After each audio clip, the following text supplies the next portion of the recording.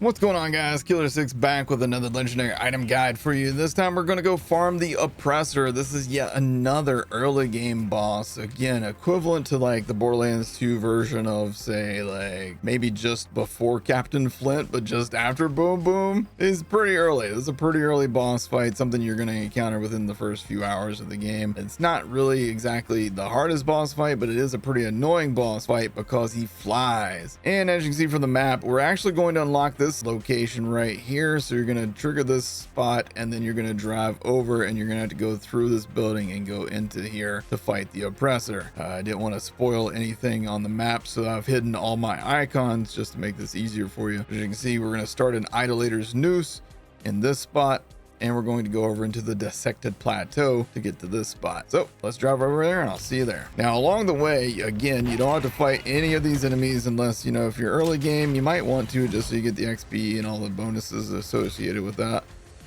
And there's your good little shortcut style thing. If you grab those things and grapple, then you can fly and go faster to get through areas quicker. Out of curiosity, can I go up this thing without covering myself in blood? Probably not. Nope, it says no. All right, so that's a little pro tip for you guys.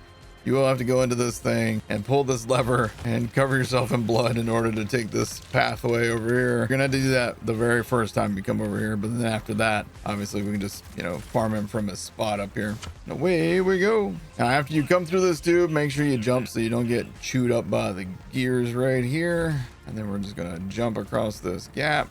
So when you come through here, don't take the wall. Take this first left and go through this door, and that's going to take you right to the elevator for this guy. So you don't have to do all kinds of extra running. And boom, there we go, up the elevator we are. Now again, the Oppressor is a flying enemy. He is going to be weak to shock damage and then corrosive damage. So if you have anything that, you know, falls under those categories, make sure you use that. Here we are at the Oppressor's gate.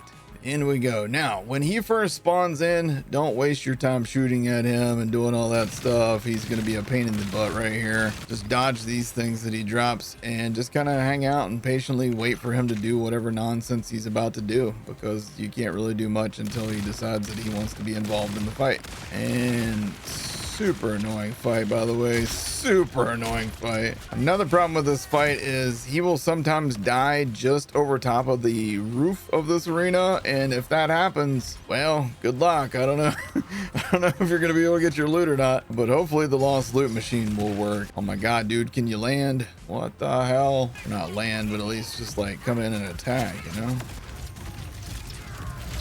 Sheesh. Super annoying fight. All right, so make sure you grab your red chest, and then we'll go through the portal here, grab our ammo, and then back in we go. Oh, I forgot to trigger the thing, didn't I? And that's what happens if you forget to do that. You just jump back through the portal, and this time I will trigger it. Boom, there we go. Now, I've also had him occasionally drop his loot back there. Now look, check this out. See, we know that he has a legendary, but check it out. My compass no longer tells me that there's a legendary there. It's not until I get this close that the legendary icon pops up on the bar. Just pretty annoying if you ask me. And as you can see, we got the blood analyzer to drop. This is a legendary rep kit manufactured by Malawan, and the gold text reads immunity shot. On use grants immunity to the last elemental damage taken for 7 seconds. Pretty interesting. Red text reads, good news, you have the plague. I don't think that's a direct reference to anything, but if you guys have any idea what it might be a reference to, let me know in the comments below. I like that this has like the blood splatter on it. It looks really cool. Feels like a Dr. Zed kind of thing, you know what I mean? In terms of the healing, we got an instant heal at 5,655 heal. Heal over time is 3,045 over 7 seconds, and the cooldown is 26 seconds. That's a pretty long cooldown, but really, really strong healing. So let's pop it. Damn, that's actually really fast healing. That is really fast healing. If you've not played this game, you're gonna have to trust me on this, but that was fast. A lot of times it does take a little bit of time before the healing really starts, and before anybody starts saying comments that I missed a legendary. No, that's just the barrier piece there, okay? So don't freak out, I didn't miss a legendary. that one's definitely another one of those early game kind of things that I think would be great to get. Actually, I would recommend getting this one for late game. Honestly, this feels like a really good healing kit. All right, so let's go to his other drops and then we will talk about them. Asher's Rise. This is a legendary sniper rifle made by Malawan, and the gold text reads, slow burn, critical hits apply status effects instead of increased impact damage. So that could be an interesting effect. This one is corrosive and incendiary, but as all Malawan manufactured items go, this one's always going to have two different elements, and you know, you'll be able to alternate between them. As you can see, this one does have splash on it and does have a crit modifier on it as well. The base damage is 1761, accuracy is 91%, reload time 2.1 seconds, fire rate 7.1 shots per second, and the ammo count on this is 10. The red text reads, how can we possibly have the slightest idea what to expect? And that is a Jurassic Park quote. Let's go put this thing into action and see what we can get into. All right, we're gonna put this thing on fire mode since we're dealing with a bunch of fleshy enemies here. Okay, this thing basically shoots like an assault rifle, essentially. Oh my God, wait a second, is this thing crazy? Yeah, you can see the crit just immediately set him on fire, which is nice. All right, body shot. Body shot, body shot. Body shots are pretty strong. So I have a knife that when I hit enemies, it makes all the hits on them be critical hits for a period. Oh my God, okay, hold on.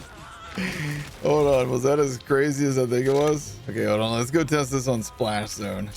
Let's see how this feels on old Splash Zone. What I'm gonna do is I'm just gonna wail on him right in his midsection after hitting him with a knife.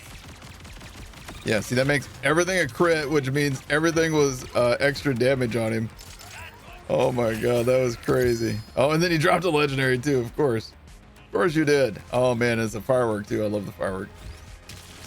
Man, okay, this is a pretty good sniper rifle, dude. This game has so many freaking awesome things early on in the game that you can acquire. So yeah, definitely pick up the Asher's Rise. Now again, it's an annoying farm to obtain this thing, but it's a really nice Malawan sniper and a really cool gimmick. Critical hits will, you know, do extra elemental status effect damage instead of impact damage. So pretty crazy little gimmick there. I like that a lot. All right, up next, we're gonna test the other drop from Oppressor, which is the Summoned Streamer. And on the Summoned Streamer, the gold text reads, delegation launches stationary projectiles that each fire a beam forward. The red text says, thanks for the sub, superfan. That definitely feels like a reference to Troy and Tyrene Calypso, but I could be wrong. You can see that this thing does do splash damage right there. This thing has a cooldown of 63 seconds, so a full minute after you use this thing before you can use it again. The damage is 3,480. The accuracy is nice at 81%, pretty good for a heavy weapon. You got a fire rate of 2 shots per second, and you have a total ammo count of 8. Now keep that in mind because that's how many total shots you're going to be able to shoot on this thing before it's going to cool down for a full minute. All right, let's go ahead and pop this guy. And there's the beam that comes out. What if you miss? The beam still tracks him down? No, it just shoots in a straight line. Yeah, and just like that, I'm out of ammo. I'm gonna be honest, I'm not a big fan of that one. All right, let's try that one again. Yeah, basically, if they don't stand there and take it, there's not. I don't know, man. This thing feels just terrible. I don't know. There might be some situation out there where you could probably make that work. I don't know what that situation would be, but let's try it versus Splash Zone and see if he falls victim to the stupidity that is this gun. Gonna shoot out a bunch of these. Yeah, see, he just walked past it, so like literally it did nothing to him because he just walked by it. That's not ideal. That is not ideal at all. Not my idea of a good weapon, honestly. 1 minute, 37 seconds later. Okay, all right, I see where the power in this thing lies. I get it now. I get it. You want to set it up like a big turret just in front of an enemy that's weak to whatever that element is. Obviously, Splash Zone is not weak to corrosive damage. If I had a fire version of the streamer, that would be like pretty crazy versus him. So it could be something worth like taking note of. But honestly, I don't know. For for using that slot of your inventory, I'm not sure that I would consider that to be worth it. I'm not a big fan of the heavy weapons at this point. I much prefer my grenades and my knives, give me more utility on my other weapons, but I'll let you guys be the judge on, you know, what you guys think about the streamer. Ultimately, I don't think that the damage is worth it. It being Ripper, it should be able to drop in pretty much every element, I do believe, so keep that in mind as well. But that's it for this video, guys. I hope you guys liked this video on the drops from Oppressor. Let me know in the comment section down below if you think that any of these guns are definitely worth having. I'm definitely a fan of the Asher's Rise. That thing seemed pretty good. Otherwise, the rep kit's pretty nice, really pretty, actually a really good one for early game especially. And the streamer, not the biggest fan of that one, not the biggest fan. I appreciate you guys watching, and I will see you guys in the next one. Y'all take care.